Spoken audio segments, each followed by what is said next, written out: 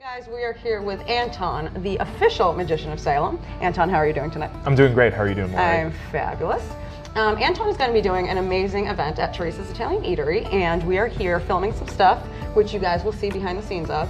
But I wanted you guys to know a little bit more about Anton. So Anton, tell us about your history with magic.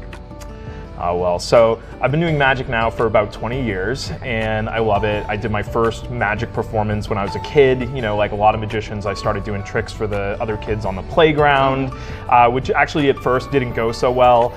So I had to really practice and work real hard for it. And then when I was 13 years old, I did my first live television performance. What? Yeah, I also did my first paid gig when I was 13 and I was like, wow, this is what I want to do. I have so much fun doing this. And so for the past 20 years, that's what I've been lucky enough to call my job. That's spectacular. Yeah. So it's interesting, you know, I have two memories from when I was younger, right? One of which was my brother. He actually got this little machine for Christmas, and he would take a blank piece of paper and he would feed it through the machine and it would come out to be a $20 bill on the other side. And I saw this. Really? He's 11 years older than I am, so I was a little kid. And I saw this and I could not believe it. I actually went to bed that night and I thought to myself, like, wow, our money problems are solved. All I have to do is cut up all this paper, feed it through that cool machine tomorrow, and we're gonna be rich. And so I woke up the next day, I told my brother my brilliant plan, and he had to break the unfortunate truth to me, which that this was not a real machine that did this, that it was in fact a magic trick. And it was a magic trick that cost 20 bucks every time you did it. So that was kind of like one of my first experiences where I saw something that was unbelievable to discover that it was in fact a magic secret, and I was fascinated by it. And that idea of being able to make money with magic, like what would that look like if you could pull money out of thin air? Yeah. It's still a topic that I use in my show to this day. Which I've seen. Yes, and yes. It's great. Yeah, thank you. So I appreciate that. Yeah, but it's just such a universal thing, you know, the way money speaks to people. So I've always had something to do with that in there. And then the other memory was my father. For birthdays and Christmas time, he would always get me like a magic trick, right? And he would bring the whole family around the table and he would perform the trick in front of everyone. We would all be flabbergasted by how he did it. And then he would bring me aside and he would show me the secret to the trick, right? Okay. I never really thought too much about why is it that my father knows how to do magic. I never considered it. He's a lawyer, he runs our family moving company. And then around the time I was 18 years old, he said, I have a surprise for you. And he brought out a trunk and he opened it and it was full of all the magic he got when he was a kid. He had a secret ambition to be a magician and he had hoped that one of his 3 sons would pick it up, and I was the one who stuck with it. Yeah. That's amazing. Yeah, it was really awesome. So, and now I have my own trunk of tricks. Of course, I'm sure. So he must have been so happy to see that you went into that field. Yeah, so it was just, he always had a love of entertainers and he really appreciated showmanship and all the positive qualities you get from that, whether it's like, you know, being able to speak in front of a group or be able to sell an idea. So he just, so he always encouraged it. He was always super supportive. And so essentially my dad's the reason why I'm a magician. There you go. I love this. This is an amazing story. So how I met you was through a mutual friend of ours, Rumson's. So why don't you tell me how you met the boys from Rumson's, because we love them here at Teresa's Italian Eatery. They're great rum. They're really, really good guys. They're local guys. And that's how I met them. And then how did you meet them? So I met them at Pierce Farm on Witch Hill, which is in Topsfield.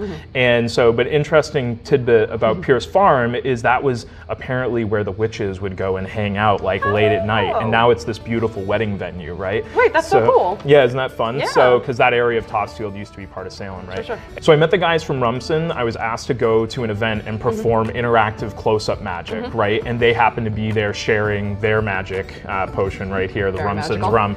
And I've always been a rum drinker myself, so I was obviously very interested in what they were doing. And I just hit it off with those guys, and they're a local Salem-based company.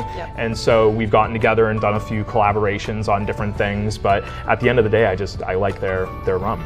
So as I had mentioned, you are the official Magician of Salem, which is really, really cool. But why don't you explain to us how that came about, because that is a very cool title. It is very cool, and a lot of people, they wonder, they're like, is that a self-imposed title? Did you make that up? Where did that come come from. That's what the official's for. That's what, right, exactly. Somebody had to make it official, Yep. right? So I was born in Salem, Mass, and I, started my early years performing there. Again, my first live TV performance was in Salem when I was a little kid. And so I've done about, 20 years worth of shows for the community, whether it was local access or, Right. showing up to an event because somebody wanted to have some extra entertainment there. Sure. And so around that 20th year, I got a phone call and they said that, Anton, we're looking to make you the official magician of the city. And I could not believe it, right? And then some time went by and I got another phone call and they said, can you be here at the State House in Boston on this date because we're gonna recognize you then. And I still did not believe it. It's nuts. It was nuts. And so I went to the State House, I believe it was March 30th, and they presented me with 2 documents. One was from the Massachusetts House of Representatives and one was from Massachusetts State Senate. And these documents said that I was the official magician for the city based on my ability to create magical memories for the citizens of Salem.